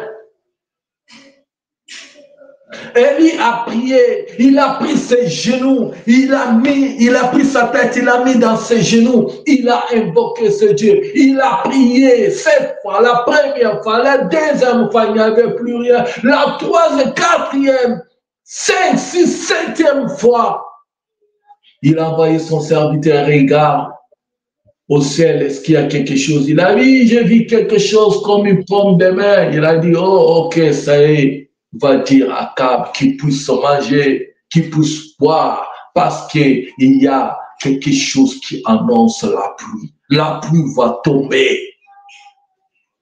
Tu peux prier la première fois, il y a ceux qui se découragent déjà, qui va que non, c'est fini, Dieu ne répond pas, Dieu n'existe pas. Oh, ma prière, j'ai tellement longtemps prié, je priais des années pour cette situation, je priais pour ceci, cela, je priais pour ma vie de prière, j'ai rien n'échange, j'ai trop gêné, j'ai fait les 40 jours, j'ai fait les 31 jours, j'ai fait le temps de jours, mais il ne va plus rien. Tu commences à te décourager. Laisse-moi te dire, prie, parce que Élie avait prié. Élie avait prié. Élie, un homme de même nature que toi et moi, il avait prié avec instance. Il a prié. Et la pluie est tombée. Il a prié. Auparavant, il a prié que la pluie ne tombe pas. Pendant 3 ans et 6 mois, il n'y avait plus de pluie. Et il a encore prié que la pluie puisse tomber. Il a prié, bien-aimé dans le Seigneur, et la pluie est tombée. La prière, même si tu n'as pas vu quelque chose, sache-le très bien que ta prière marche. Ta prière marche, ta prière marche, ta prière marche. La prière ne meurt pas, la prière ne meurt pas, la prière marche. C'est cette prière qui va même enlever des sommets spirituels en toi. C'est la prière. La prière nous donne des capacités. La prière nous donne les atouts. La prière nous donne des forces. La prière nous donne une vision d'avance par rapport à d'autres personnes. C'est la prière. Si tu veux manger, prie. Tu veux dormir, prie. Tu veux sortir, prie. Tu es dans la voiture, prie. Tu es au travail, prie. Tu es à l'école, prie. La prière partout, c'est la prière. La prière partout, c'est la prière. Une armée céleste, oh, si nous sommes drainés dans la prière, nous formons une armée céleste, qu'une armée qui est plus puissante, même qu'une armée américaine, qu'une armée russe, qu'une armée, mais les gens qui se mettent dans la prière sont plus forts. Vous ne pouvez pas imaginer la prière. Oh, vous ne pouvez pas imaginer quand tu pries là, le feu qui sort de ta bouche, qui est en train de consumer les œuvres du monde des ténèbres. Que quand toi tu prononces des paroles, il y a même des dégâts qui se créent dans le monde des ténèbres. À cause de ta prière, tu ne sais pas ce que ça crée. Mais sauf ceux qui sont dans ce monde-là, ils savent la capacité, ils savent l'énergie que tu dégages dans la présence de Dieu, dans la prière, ce que tu dégages. Quand il te voit, il dit, celui-là, même pour l'atteindre physiquement, nous allons tout faire pour l'atteindre, parce qu'il nous met mal à l'aise, parce qu'il nous empêche d'opérer. La prière, bien-aimé. Le diable n'est pas content. Il veut tuer la vie de prière dans ta vie. Il veut tuer cette vie de prière. La première des choses que le diable fait, c'est ça, de tuer cette vie de prière, t'écarter de la voie de Dieu, pour bien maintenant te tuer, pour égorger ta vie, pour détruire et voler. C'est ça sa mission. Mais si, bien-aimé, tu es un homme de prière, le diable ne peut pas avoir la main mise sur toi. Il ne saura pas. Prie pour tes bien-aimés. Prie pour ton frère, pour ta sœur que tu vois qui est tombé dans le péché. Prie pour celui avec qui tu es en train de persévérer avec lui, mais à un certain moment, il est rétrogradé. Prie pour lui qui puisse se réveiller, qui puisse se relever encore, qui puisse encore prendre la force de persévérer, de continuer la marche. Prie pour celui que tu as vu en train d'affaiblir, en train de rentrer dans le monde, en train de savourer dans le péché. Prie pour lui, ta prière est capable de le sortir de là où il est. Sois un défenseur, sois un intercesseur pour ton frère, pour ta sœur. Par ta prière, tu peux le sauver. La prière est capable de sauver. La prière est capable de redonner la vie là où il n'y avait pas la vie. La prière est capable de ressusciter des choses qui étaient mortes. La prière est capable d'appeler en existence des choses qui n'existaient pas. Grâce à ta prière, tu es capable de tout. Que Dieu vous bénisse. Notre temps est arrivé au bout. Que la grâce de Dieu soit avec vous.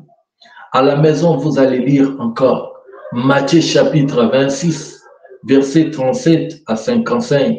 On nous prie, on nous dit de Jésus qui priait à Gethsémane et qui demandait à ses disciples, à Jean-Jacques et Pierre, de prier avec lui. Au moment où il traversait le calvaire, il voyait la mort arriver, il n'avait plus de force. Il a mené ces gens ici pour lui aider aussi dans la prière, mais il dormait.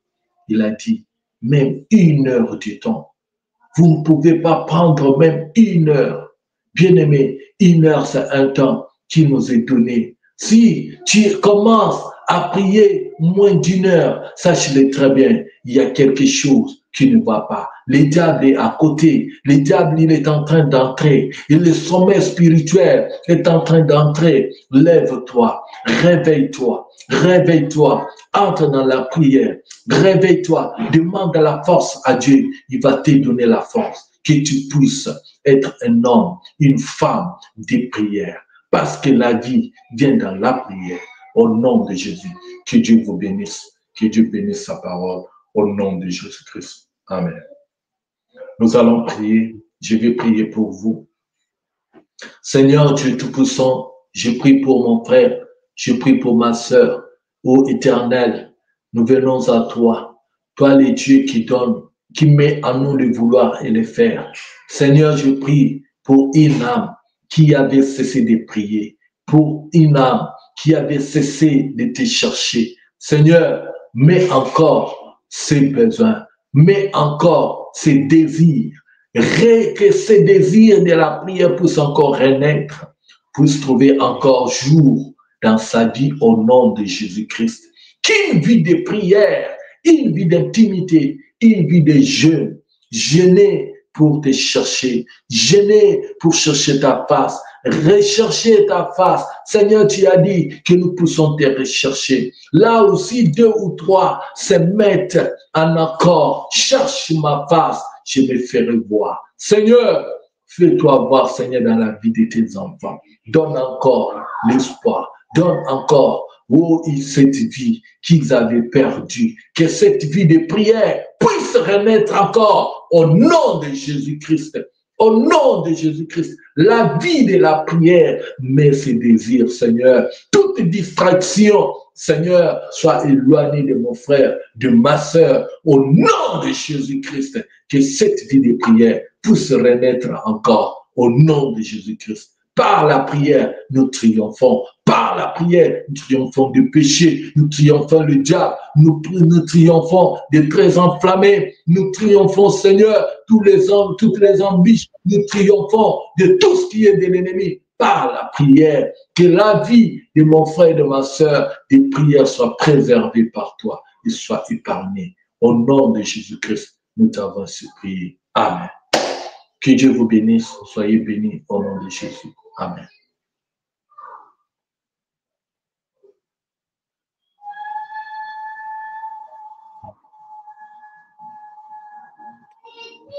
Je remets l'antenne à l'homme de Dieu. Amen, amen. L'homme de Dieu, Dieu vous bénisse abondamment. L'homme de Dieu, Alex. Amen. Merci infiniment l'homme de Dieu. Le temps que je connecte le bien-aimé, vraiment que le nom du Seigneur Jésus-Christ soit richement béni, béni, béni. Béni, alléluia. Gloire à Dieu. Acclamons le Seigneur, acclamons la parole. Alléluia. Gloire à Dieu. Voilà.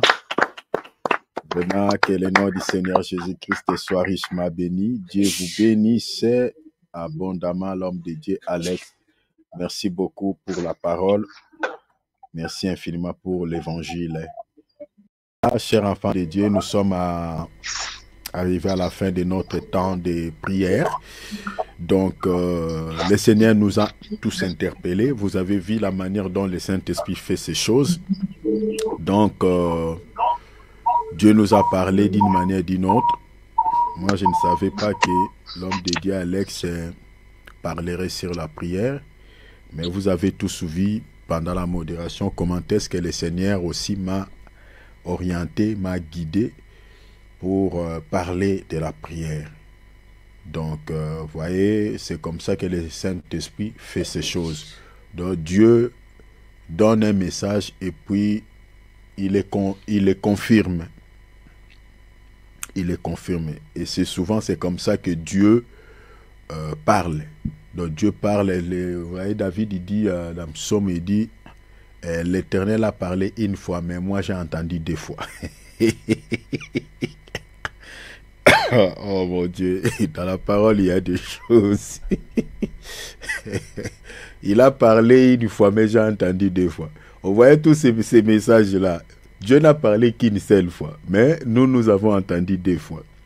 2 fois, c'est-à-dire c'est la répétition. Mais il n'y a qu'un seul message. Est-ce que vous avez vu ça? Donc Dieu a parlé qu'une seule fois, mais nous avons entendu 2 fois. C'est-à-dire, il n'y a qu'un seul message que Dieu a donné, mais il a répété ces messages. Mais il n'y en a pas plusieurs messages, il n'y a qu'un seul message. Donc, que Dieu nous fasse grâce. Donc, quand le Seigneur envoie un message, c'est qu'il y a un souci, il y a un problème. Le Seigneur voit peut-être quelques dangers qui est déjà arrêté dans le monde des ténèbres et le Seigneur veut nous épargner de ces dangers-là. La raison pour laquelle nous devons nous mettre aux aguets et être prudents.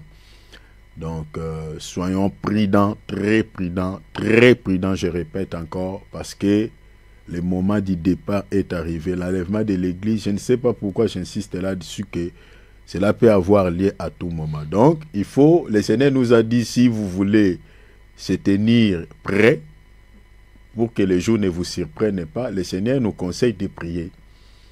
Il a parlé des choses, soyez comme des sentinelles vigilants, et puis, prier à tout moment afin de paraître debout. Donc, si tu veux vraiment être enlevé, il faut avoir une vie de prière équilibrée, qui est en bonne santé. Parce que c'est la prière qui t'aidera à vaincre les péchés, à vaincre certains désirs de la chair. C'est ça ce qui t'aidera à marcher dans la crainte des noms du Seigneur. Cela te permettra de rester toujours debout jusqu'au jour de l'enlèvement. C'est pour cela qu'il dit prier afin que vous ne tombiez pas dans la tentation. C'est-à-dire, sans la prière, tu ne peux résister à la tentation de l'ennemi. Donc, c'est ça. Donc, que Dieu nous fasse grâce, tout est dit. Donc, je crois... Voilà, donc nous allons nous réunir le samedi. Notre programme, il est tel qu'il est. Donc, il n'y a pas de changement. Je crois que à la fin de ce mois, on va vous communiquer le changement d'air. Par rapport à l'ère d'hiver, on va vous communiquer. Parce qu'on sera cette fois-là la même heure que l'Afrique. On va vous le communiquer. Donc, à la fin de ce mois ici. Alors... Nous allons nous réunir le mercredi à 19h, heure d'Afrique, heure d'Europe, pardon, 18h, heure d'Afrique, et le samedi à 15h, heure d'Europe, et puis 14h, heure d'Afrique. Le dimanche, ça sera comme aujourd'hui à 10h, heure de France, et puis 9h, heure d'Afrique. Alors, nous allons prier, remettons la semaine entre les mains du Seigneur. Vraiment, bénis ta semaine, que ce soit une semaine bénie, remplie de grâce. Vraiment, demande à Dieu que tu ne sois pas un auditeur oublié. Hein? L'apôtre Jacques dit, ne vous bornez pas à écouter, mais mettez en application la pratique. Cher enfant de Dieu, si tu as l'habitude, quand tu attends la parole, tu oublies, tu reviens à ta vie normale, et puis tu ne fournis pas des efforts pour... appliquer la parole de Dieu, c'est très dangereux, c'est pas bon. C'est pas bon. Parce que l'apôtre Paul lui dit, ceux qui désobéissent à la parole de Dieu partiront en enfer. C'est ça ce qui est dit dans 2 Thessaloniciens, chapitre 1er, verset 8. Donc, il faut obéir à la parole de Dieu. Tout ce que l'homme de Dieu a dit ici, il a puisé dans les Écritures. Donc, il faut obéir. Alors, demande à Dieu d'appliquer la parole de Dieu, d'avoir la vie des prières, d'avoir la vie des jeûnes. Dieu t'a appelé, tu es consacré à Dieu. Tu ne peux pas vivre comme tout le monde. Tu ne peux pas vivre comme tout le monde. Toi, tu es chrétien, Dieu t'a mis à part. C'est ça même le sens étymologique de l'Église. Ecclésiaste, et puis ecclésiaste, c'est-à-dire ceux qui sont tirés hors du monde, hors du mal, hors du péché. Donc, tu n'es pas n'importe qui. Voilà, donc, consacre-toi au Seigneur et donne-toi à la prière, menez une vie d'intimité. Donc, il y a des choses que tu dois faire et des choses que tu ne peux pas faire. Parce que les païens sont exposés à tout, ils font tout. Mais nous, les chrétiens, nous ne sommes pas appelés à vivre comme tout le monde et à faire les choses comme tout le monde. Si les gens passent tout leur temps dans des balivernes, toi, non. Examine-toi. Les païens passent leur temps sur la télé, sur la toile. Toi, tu ne peux pas faire comme ça. Toi, non. Tu as un temps avec le Seigneur dans les 24 heures que Dieu te donne. Tu as un temps avec le Seigneur dans les 24 heures que Dieu te donne. Tu dois lire la Bible. Ça doit être ta mode de vie. Ça doit être ta manière de vivre. Amen. Prie le Seigneur. Cette semaine soit une semaine bénie, une semaine de grâce. Demande cela, demande l'aide de Dieu.